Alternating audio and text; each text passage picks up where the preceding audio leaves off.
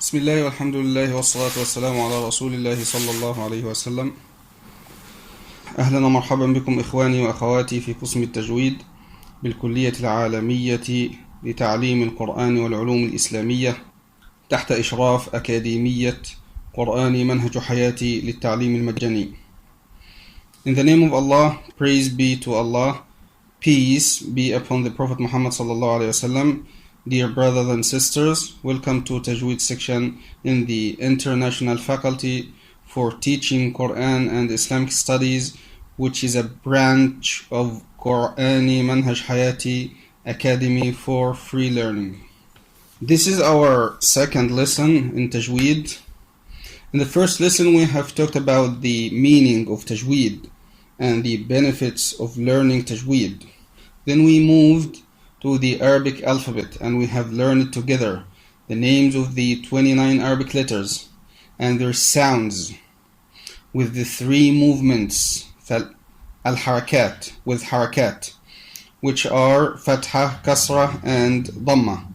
For example, the first letter of the Arabic alphabet, its name is Hamza, and its sound with fatha is a, and with kasra E, and with dhamma U. And the second letter, its name is Ba, and it's pronounced as Ba with fatha, and B with kasra, and Bu with dhamma, and so on. And we have also mentioned that the shape of fatha is a small slanted line above the letter, and the kasra is a small slanted line under the letter, and the dhamma is a small waw above the letter, which also looks like a comma above the letter. And today inshallah I'm gonna teach you sukoon. What is sukoon? Sukoon is the opposite of haraka in meaning. The letter in Arabic has two cases. It's either mutaharrik, has haraka, kasra, fatha or dhamma, or sakin. So the Arabic letter inside the word has two cases. It's either mutaharrik or sakin, has haraka or sukoon. We talked about haraka. It's either fatha or kasra or dhamma, like a, I, u, ba, bi, bu, ta, ti, tu, ثا ثي ثو جا جي جو حا حي حو. This is haraka, fatha, kasra, dhamma, and so on. And it's called haraka, movement. Haraka means in English movement, because the two organs of speech that are responsible for producing the letter move after they meet or touch each other. They separate and leave each other after they meet or touch each other. To pronounce the letter, they separate and leave each other through opening the mouth in fatha or lowering the jaw in kasra or making your lips round in dhamma. So there is a movement after touching each other. I mean the two organs of speech that are responsible for producing the letter. After they meet each other or hit or touch each other to pronounce the letter, they move and separate and go away from each other. For instance, when we say fa, the two organs of speech that produce fa are the upper teeth and the lower lip. After they touch each other to produce the letter, they move away from each other. Try that with the other letters like ba or ma or la or ta, and you will realize this. But in sukoon, the two organs of speech that make or produce the sound of the sleep letter, I mean the harf sakin, the second letter, sleep letter, they do not move when they touch each other, but they stay at the same position without moving. For example, when we say ab, أب أم أم أف أف ال ال.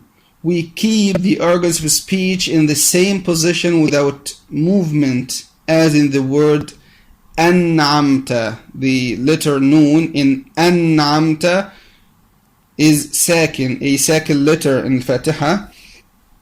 That's why we call them movement, haraka, and sukoon, sleep or stillness.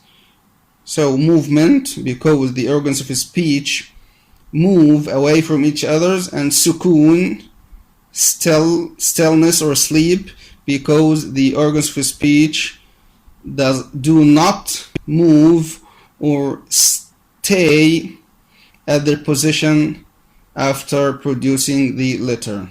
Now let's listen and say the letters with sukoon together. But before we start, you should know a very important rule, which is the rule is that Arabs do not start any word with a second letter. There is no Arabic word begin with a second letter. The first letter in any Arabic word should be mutaharrik, should has fatha or kasra or dhamma. So if you want to say an individual second letter, you should start with any other letter before it, which is of course mutaharrik, has haraka, fatha, kasra, dhamma. Then you move to the second letter, because you cannot start with a second letter directly. And they usually use hamza before the second letter, like ab, akh. Now let's say the letters with sukoon together.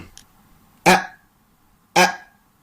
These are two hamza. The first one is mutaharrika, has haraka, has fatha, a.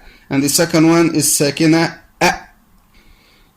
So the first one, a, ab, at, ath, aj, ah, akh, ad, al, ar, az, as, ash, as.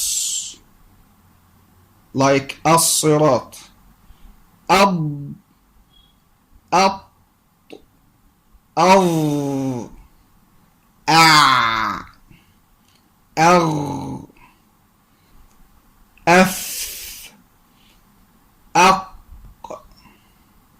ak, al, am, an,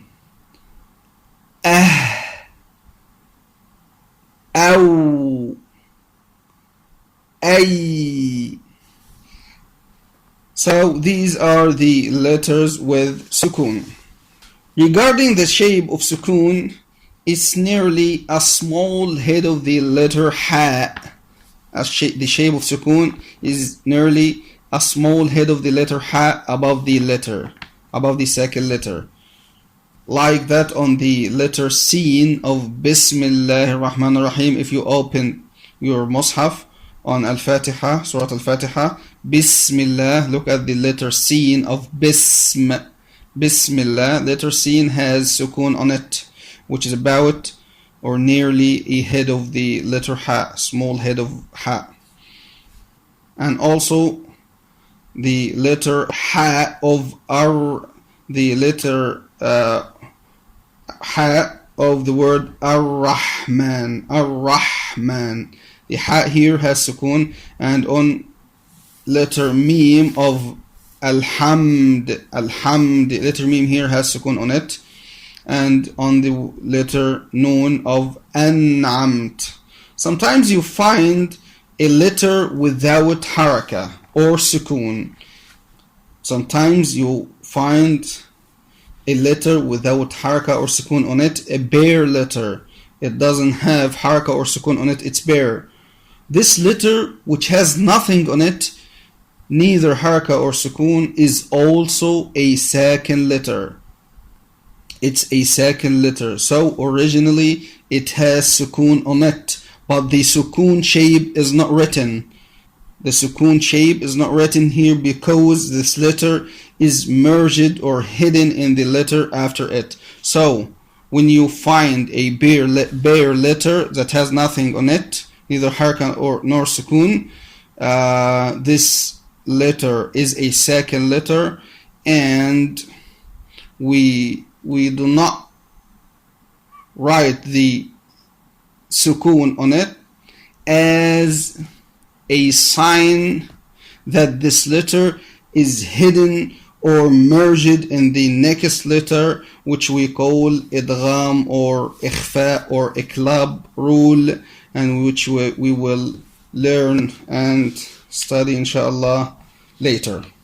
So if you want an example, open your mushaf to page 1, Surah Al-Fatiha.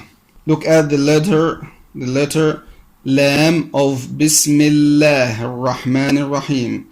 The letter Lam in Allah and in Ar-Rahman and in Ar-Rahim. It's a bare letter. It has nothing on it, neither haraka nor sukun.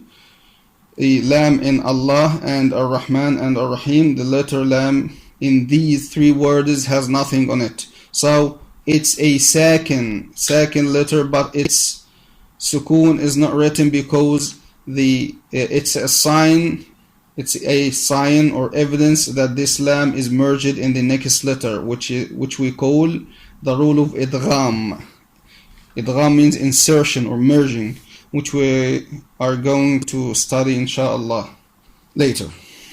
Also, in the first page of Surah Al-Baqarah, the word ينفقون الذين يؤمنون بالغيب ويقيمون الصلاة ومما رزقناهم ينفقون.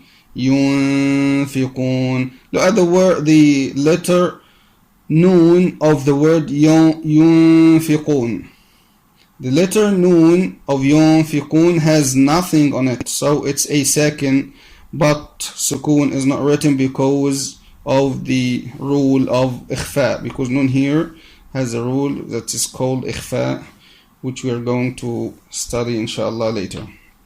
So when sukun is written, we pronounce the letter clearly and purely, like the word an'amta. The sukun is written here, so we pronounce the n clearly and purely, and we call it idhar.